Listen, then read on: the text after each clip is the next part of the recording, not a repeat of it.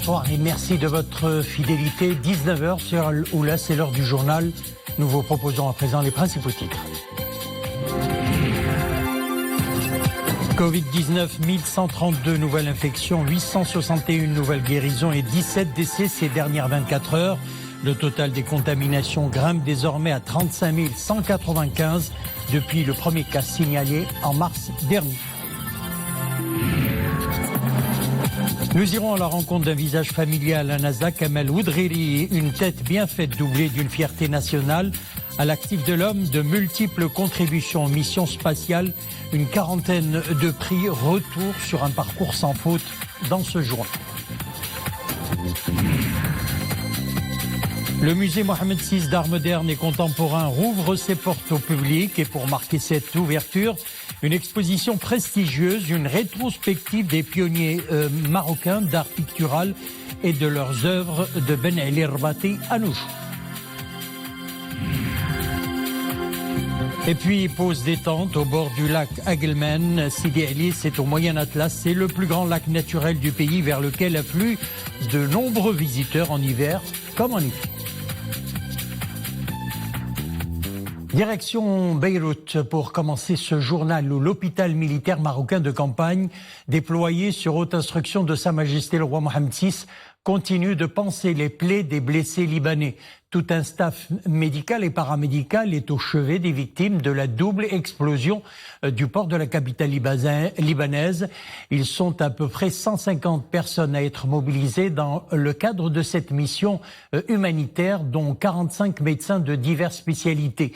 Réanimateurs, chirurgiens, traumatologues, ORL, ophtalmologues, traitement des brûlés, neurochirurgiens, pédiatres, ils sont aussi pharmaciens ainsi que des infirmiers spécialisés et des éléments de soutien.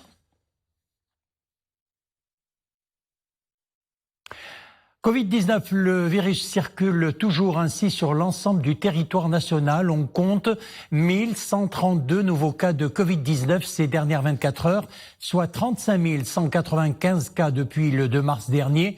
Nous déplorons hélas 17 décès supplémentaires, ce qui fait passer le nombre des décès à 533 morts. Aussi, à noter 861 guérisons recensées ces dernières 24 heures, soit un total de rémission de 25 385. Le nombre des cas graves et critiques est malheureusement toujours en hausse, 132 au total. Précisons également que 57 patients Covid-19 sont actuellement sous respirateur artificiel et nous ne cesserons de le répéter, intensifions les gestes barrières et les consignes sanitaires pour juguler la propagation du Covid-19.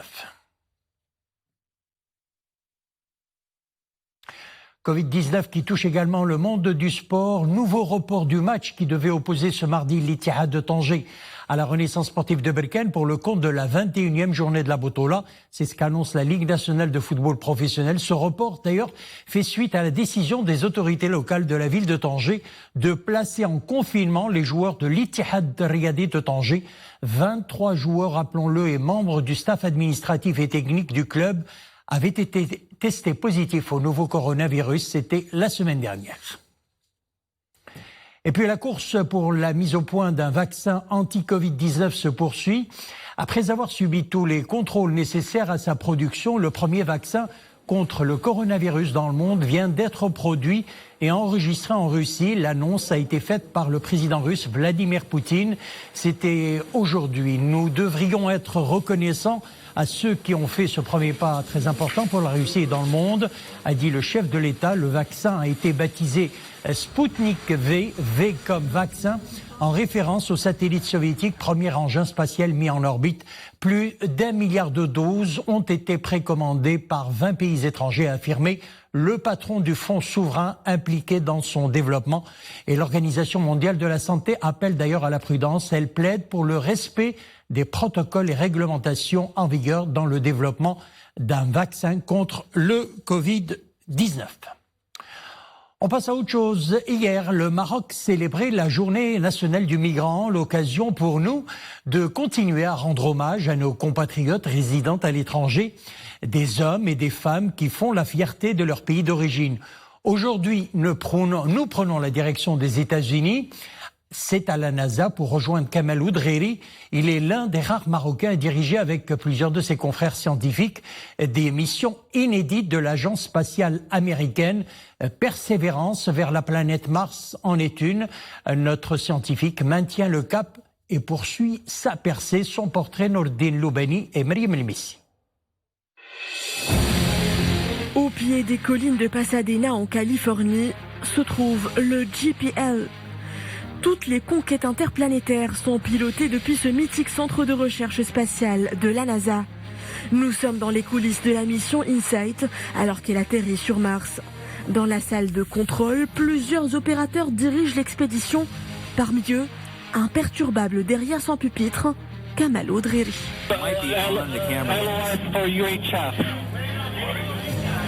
2 ans plus tard, l'éminent scientifique marocain retrace pour nous le souvenir de 25 ans de mission au JPL. J'ai rejoint l'agence spatiale américaine il y a plus de 25 ans. Sur la moitié de ce parcours, j'ai participé à des projets d'exploration de la planète Mars, avec le déploiement des rovers Spirit, Opportunity, Curiosity et InSight. Puis dernièrement, Persévérance, actuellement en route vers le sol martien. Persévérance, le plus sophistiqué et le plus lourd des robots mobiles jamais envoyés par la NASA. Kamel Oudreri supervise cette croisière à des millions de kilomètres de la Terre, une grande mission qu'il aspire mener à son terme, et c'est loin d'être une première.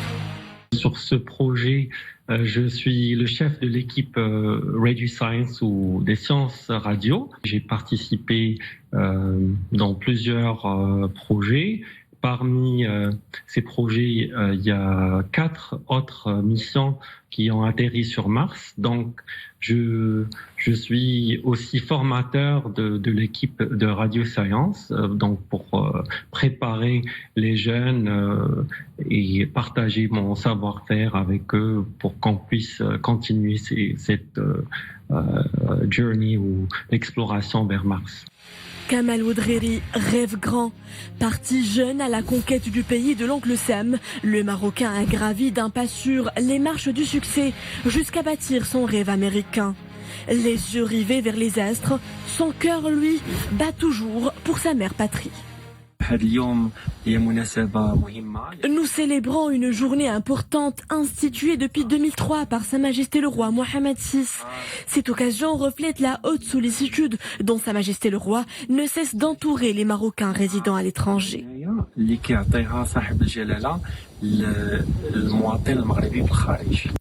Un fort sens de patriotisme et une persévérance à toute épreuve. Kamel Oudreri continue de briller par ses prouesses. Au sommet de la réussite, il garde les pieds sur terre.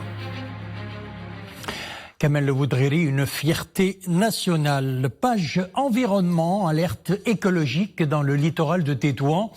Plusieurs cadavres de poissons dits mulets, ou plus connus chez nous, bourris, ont été rejetés ces derniers temps par la mer. La hausse des températures semble être à l'origine de ce phénomène. Le reportage est signé Fenna Shakil Alaoui, Abdel Ali Gnouni sur un commentaire de Dominique Orlando.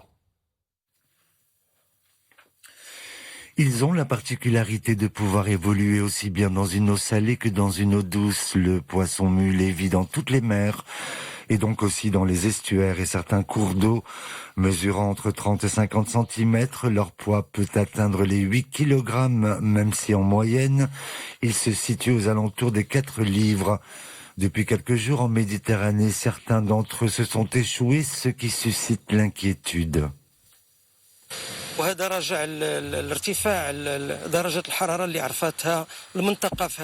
Ce phénomène s'explique par la hausse des températures, mais aussi par l'apparition d'une bactérie qui aspire l'oxygène de l'eau. Du coup, les mulets s'asphyxient et sont alors rejetés par la mer. Nous avons effectué des prélèvements afin de procéder à des analyses plus précises.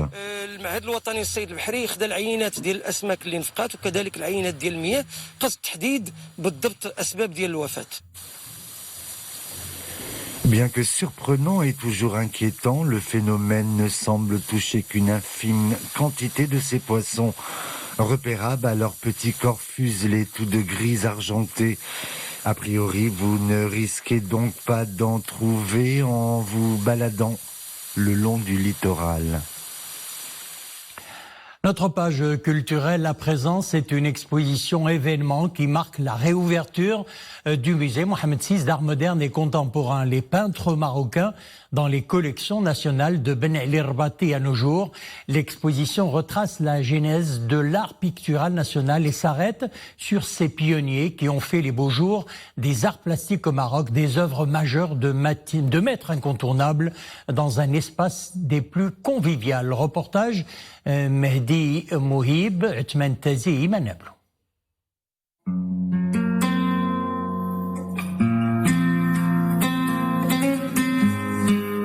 Une première dans la ville des Lumières, Rabat, une exposition exceptionnelle qui retrace le parcours chronothématique des peintres marocains. De Ben Rbati à nos jours, un retour aux sources édifiant à plus d'un titre. Un show de toiles remontant aux prémices de la création picturale nationale.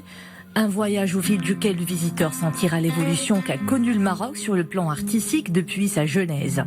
Ici, une centaine d'œuvres majeures s'offrent au public, des pièces maîtresses de plasticiens qui ont tracé la voie des beaux-arts. المعرض في عجالة اللي شفنا اليوم يضم تقريبا. La présente exposition se veut une lecture épistémologique et thématique des arts plastiques au Maroc depuis l'aube du XXe siècle. Une lecture de ce que le pays a traversé comme histoire et comme événements qui ont forcément impacté la création chez nous.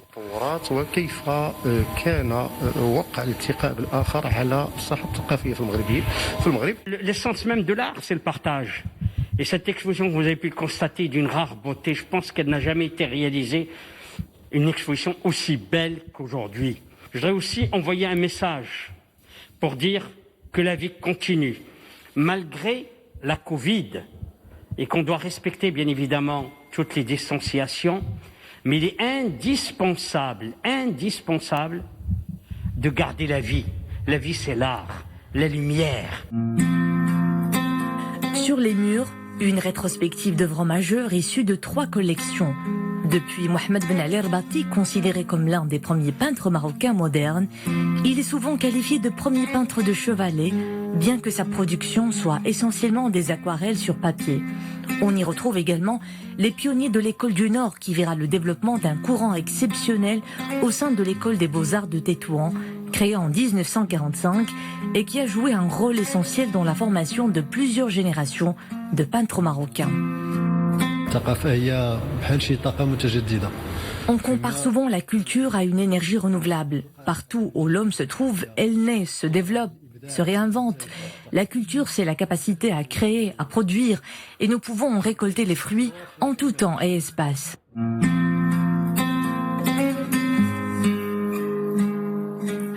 En témoigne cette belle sculpture de feu Farid Belkahia qui orne désormais le musée Mohamed VI d'art moderne et contemporain.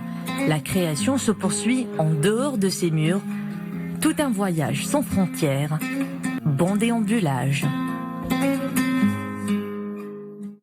On passe à présent à notre page météo. Vous l'avez remarqué, le thermomètre reste en hausse. Mais il y a eu de la pluie dans certaines villes du royaume. De 6h du matin hier à 6h aujourd'hui, il a été relevé 27 mm à Taza, 4 mm à Fès, El Hoceima et Sidi Slimane 2 mm, Oujda, Marrakech, Chifren, Midelt et Ouarzazate 1 mm. Et puis des averses orageuses localement fortes, des rafales sous orage et chutes de grêle par endroits concernent les provinces d'El Hoceima, Driouch, Nador, Taza, Sfro, Boulmen et Midelt, et ce jusqu'à 23h ce soir. C'est ce qu'indique la Direction générale de la météorologie. Des averses modérées intéressent également les provinces d'Ifren, Gersif, Taurirt, Jarada, Oujda et Berken. Et puis à Saidia, la perle bleue de l'Oriental, les températures sont de saison en cette période estivale. Les cafés et restaurants connaissent une grande affluence. Les professionnels de la restauration redoublent de vigilance. Covid-19 oblige. Une batterie de mesures de précaution est adoptée, notamment celle citée dans le guide du ministère de l'Industrie, du Commerce et de l'Économie numérique pour que vacances riment avec sécurité sanitaire. Reportage Rachid Latabi, Zakaria Mouqimbillah. Un air de vacances souffle sur ce club de Saïdia. Des transats, des parasols et de la bonne nourriture, tout y est pour permettre au plus grand nombre de visiteurs de profiter pleinement des charmes de la perle bleue. Sauf que cette année, les estivants doivent s'accommoder de nouvelles mesures préventives. Port de masques de protection, distanciation physique et désinfection. Ces mesures sont dans l'intérêt des clients. À l'entrée, on nous donne un masque de protection et du gel pour se désinfecter les mains. Tous les citoyens devraient se montrer vigilants. Les responsables de cette structure touristique prennent les choses au sérieux. C'est rassurant. On espère qu'on va dépasser bientôt cette situation et revenir à la vie normale. Dans les cuisines de ce restaurant, rien n'est plus comme avant. Certains gestes et réflexes d'hygiène s'imposent. Covid-19 oblige. Avant de reprendre notre activité, nous avons demandé à tous nos employés de faire le test de dépistage du Covid-19. Cela est indispensable avant que n'importe quelle personne intègre notre équipe. Pour ce qui est des mesures préventives, nos clients ont été compréhensifs. Tout se passe au mieux. Ces mesures vont dans le bon sens. Elles sont indispensables pour prévenir toute contamination. J'invite les citoyens à porter leur masque et à se désinfecter régulièrement les mains au gel hydroalcoolique.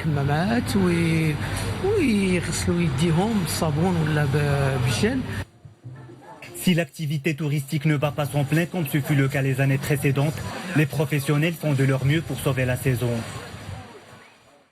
Cap sur la montagne à présent, nous vous emmenons dans la province de Middelburg. Grâce à son climat et sa verdure, la région jouit d'énormes potentialités touristiques, un lieu d'estivage très convoité en cette période de canicule. Une petite escapade au bord du lac Agelman, Sidi Ali, où il fait bon se rafraîchir. C'est un reportage de Mohamed Louaibi et Abdelali Ayed sur un commentaire d'Oumaïm Rabli. En plein cœur des montagnes de l'Atlas, tout est calme, ou presque. Seul le clapotis des vagues rythmera vos journées, une belle thérapie au naturel qui en attire plus d'un. Bienvenue à Agelman Sidi Ali, nous sommes à 55 km d'Azro. Loin de la vie trépidante des centres urbains ici, la déconnexion est garantie. Nous sommes là pour passer des vacances au calme et pour nous changer les idées. Ma famille et moi privilégions les zones rurales peu fréquentées. C'est apaisant. En plus, ici on est sûr de respecter les distanciations physiques. Dépaysement et détente au rendez-vous, autant d'éléments qui font les yeux doux aux amoureux de la pêche, car Agelman Sidi Ali est connu pour en drainer chaque année. Je viens ici très souvent. Ce lac est connu pour la diversité des espèces de poissons qu'on y retrouve. En plus de cela, le paysage est à couper le souffle. Il y a un peu de tout, lac, montagne et forêt. Pour offrir un accueil à l'image de la beauté de ce site, un hôtel est en cours de réaménagement. Il viendra encourager les amoureux de Dame Nature à visiter plus souvent la région, le plus longtemps possible. Arrêtons-nous à présent sur ces images qui nous parviennent d'Ifrane. La fameuse statue du lion arbore un visage, vous allez le voir, masqué à l'impressionnant comme nous autres en cette période de pandémie. Un petit clin d'œil de sensibilisation au respect des gestes barrières à l'adresse de tous les visiteurs de la petite Suisse marocaine. Les images ont été tournées par Ahmed Al-Fadil.